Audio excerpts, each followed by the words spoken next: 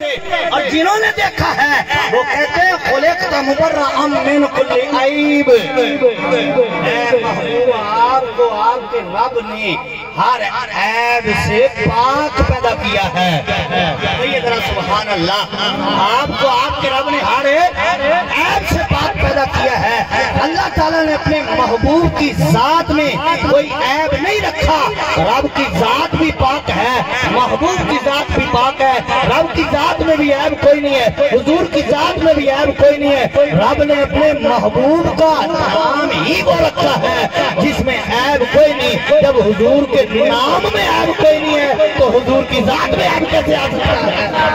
اللہ کا نام، اس میں جتنے حرف، 4 حرف، حضور کے نام میں بھی 4 حرف، اللہ کی دوسری لام پر شد، حضور کی دوسری میم پر شد، وہاں 2 لامیں ہیں، یہاں 2 میمیں ہیں، اور پھر وہاں بھی نقطہ کوئی نہیں، یہاں بھی نقطہ کوئی نہیں، نقطہ کوئی نہیں، نقطہ یہاں بھی کوئی نہیں ہے۔ اللہ نے اپنے محبوب کا نام ہی وہ رکھا ہے جس میں نقطہ کوئی نہیں ہے۔ حضور کی ذات میں رب نے نقطہ رکھا ہی نہیں ہے، یعنی حضور کے نام میں نقطہ کوئی نہیں ہے، عیب کوئی نہیں ہے، تو حضور کی ذات میں بھی عیب کوئی نہیں ہے۔ حضور کی ولادت بھی بے عیب ہے۔ اس کو آپ فرمایا اے محبوب آپ کی زندگی کی قسم ہے، فرمایا اے محبوب آپ کی زندگی کی قسم ہے۔ تو حضور کا میلاد بھی بے عیب ہے، حضور کا شباب بھی بے عیب ہے، حضور کا اعلان نبوت فرمانا بھی بے عیب ہے، حضور کا وصال بھی بے عیب ہے۔ ذات میں عیب کوئی نہیں۔ بس اسی پہ 2-4 مسئلے میں نے عرض کرنے ہیں، پھر اس کے بعد جو ہے وہ اسلام پڑھتے ہیں۔ حضور کی ذات میں عیب کوئی نہیں۔ دیکھیے جب بچہ پیدا ہوتا ہے نا، تھوڑے مسئلے یاد بھی رکھنے، جب بچہ پیدا ہوتا ہے تو اس کا ناڑو ہوتا ہے، تو اس کو جو ہے وہ کاٹا جاتا ہے۔ وہ ناڑو کیا ہوتا ہے؟ سائنسدانوں سے پوچھئے، کسی سے پوچھ لیجئے، وہ کہے گا جی یہ ناڑو جو ہے نا، اللہ تعالیٰ نے یہ سسٹم پیدا کیا ہے کہ بچہ جب ماں کے پیٹ میں ہوتا ہے نا تو اس کی خوراک کا انتظام اللہ تعالیٰ نے اس کے ذریعے فرمایا ہے۔ اور حضور علیہ السلام جب پیدا ہوئے، حضور کے میلاد کی محفل ہے تو میلاد تھوڑا سا سنائیں۔ کہا یار سبحان اللہ، پریشان ہو کے نہیں بیٹھا۔ دیکھو نا علامہ صاحب پہلے گل کر رہے تھے کہ بڑا بندہ پریشان ہوتا ہے، گھر دے پریشانیاں، رشتہ داراں دی پریشانیاں، عزیز اقارب پریشانیاں، دوستان یہ پریشانیاں، ہاں جی محلے دار پریشانیاں، پریشانیاں ہی پریشانیاں ہیں۔ 2 گھنٹے بندہ محفل میں بیٹھے کوئی پریشانی نہیں ہوتی، کوئی پریشانی بندے کے ذہن میں نہیں آئے گی۔ 2 گھنٹے 3 گھنٹے جتنی دیر اسی محفل میں بیٹھو گے، جتنا بھی بندہ پریشان ہوئے، حضور دے ذکر دی محفل دے بیٹھے جتنی دیر بیٹھے بندے دے ذہن پریشانی نہیں، سکون ہی سکون ہے، سکون ہی سکون ہے۔ وَقُلًا نَقُصُّ عَلَيْكَ مِنْ أَنْبَاءِ الرُّسُلِ مَا نُثَبِّتُ بِهِ فُؤَادَكَ۔ فرمایا نبیوں کا ذکر اس لیے کرتے ہیں کہ آپ کے دل کو سکون پہنچے۔ جب نبیوں کا ذکر دل کو سکون دیتا ہے تو نبیوں کے بعد سکون ملے گا۔ ہاں جی، تو حضور کے ذکر سے سکون ملتا ہے۔ حضور کا میلاد تھوڑا سا آپ کو سناتے ہیں، سبحان اللہ کہیے۔ اور بے عیب ہے، یہ جو حضرت حسان نے کہا نا کہ قد خلقت مبرأً من کل عیب، آپ کی ذات میں عیب کوئی نہیں ہے۔ بچہ پیدا ہوتا ہے، ناڑو ہوتا ہے، ہاں جی، اور وہ ناڑو کے ذریعے جو ہے بچے کو پیٹ میں خوراک ہوتی ہے۔ لیکن حضور جب پیدا ہوئے تو جنہوں نے دیکھا، حضرت شفا، حضرت عثمان غنی نے، یہ اور صحابی حضرت عثمان، ان کی امی جان وہ فرماتی ہے حضور میرے ہاتھ مبارک پہ سب سے پہلے میں نے حضور کو جو ہے اپنی گود میں لیا، فرماتی میں نے دیکھا حضور کا ناڑو کوئی نہیں، حضور کا ناڑو کٹا ہوا ہے۔ اب جب ناڑو کٹا ہوا ہے تو پھر یہ تو خوراک کا ذریعہ ہے نا، یہ تو خوراک کا ایک سبب ہے ناڑو۔ اللہ نے حضور کا ناڑو پیدا نہیں کیا، ناڑو کٹا ہوا ہے، حضور کٹے ہوئے ناڑو سے پیدا ہوئے۔ اس کا مطلب کیا ہے؟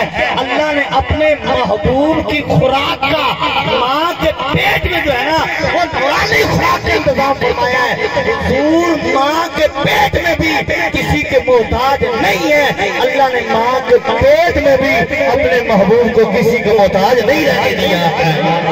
یہ بھی دوسری ذات میں عیب نہیں ہے.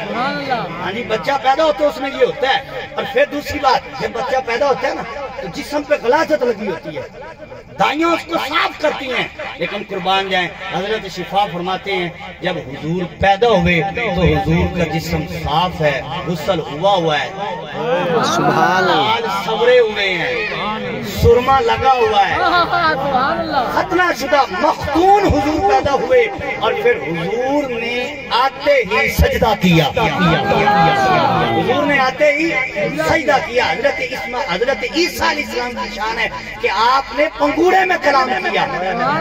یہ حضرت عیسیٰ علیہ السلام کی شان ہے. لیکن اور میرے آقا کی شان یہ ہے کہ پیدا ہوئے سجدہ کیا اور ربی حبلی امتی, ربی حبلی امتی, اپنی امت کو یاد کیا اور بتایا یہ ہے نبی نہ بے خبر پیدا ہوتے ہیں اور اپنی امت کا بھی خیال ہے.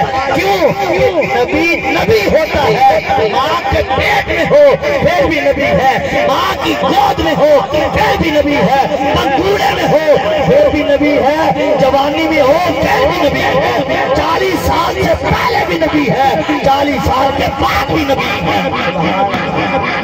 ہے. 40 سال سے پہلے بھی نبی, 40 سال کے بعد بھی نبی ہے. اور سجدہ کرنے کے لیے کچھ چیزیں ضروری ہیں. جب سجدہ کرنا ہے نا, جس نے سجدہ کرنا ہے اس کو پتہ ہونا ضروری ہے کہ میں نے کس کو سجدہ کرنا ہے. بغیر علم کے آپ کو پتہ ہے کہ بچوں پر جو ہے وہ نماز فرض نہیں ہے, بچوں پر سجدہ کرنا فرض ہے, وہ شریعت کا مکلف ہی نہیں ہے, اس پر سجدہ ہی نہیں ہے. کیوں؟ اس کو پتہ ہی نہیں کہ میں نے سجدہ کرنا کس کو ہے. اللہ اکبر, سجدے کا نہیں پتہ ہے تو واجب ہی نہیں ہے, شریعت کا وہ مکلف ہی نہیں ہے. سجدہ اس وقت فرض ہوگا جب وہ بالغ ہوگا, جب عقل والا ہوگا, جب صاحب عقل ہوگا. تو حضور نے آتے ہی سجدہ کیا. سجدہ کرنے کے لیے پتہ ہونا ضروری ہے کس کو سجدہ کرنا ہے. سجدہ کرنے کے لیے ضروری ہے جسم بھی پاک ہو, جسم بھی پاک ہو, کپڑے بھی پاک ہو.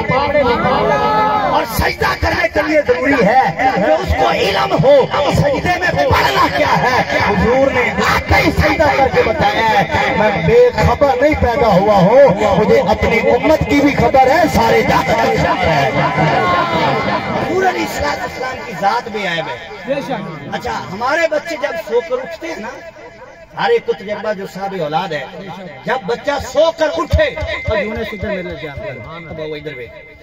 جب بچہ سو کر اٹھے تو کیا ہوتا ہے, اس کے بال بکھرے ہوتے ہیں, آنکھیں صاف کرنی ہوتی ہے, گد ہوتی ہے, وہ صاف کرنی پڑتی ہے. ہاں جی, صورت دیکھنے کے قابل نہیں ہوتی, ماں اٹھا کے پہلے منہ دھوتی ہے پھر چومتی ہے. ہاں جی, اور حضرت حلیمہ سعدیہ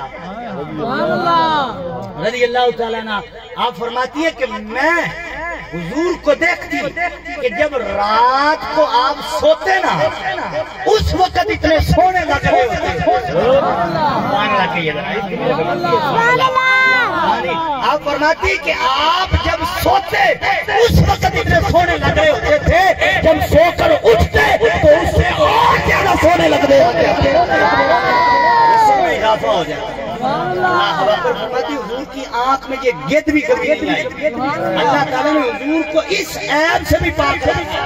اللہ اکبر, خلقت مبرأ حضور کی ذات میں اللہ تعالیٰ نے عیب نہیں رکھا ہے.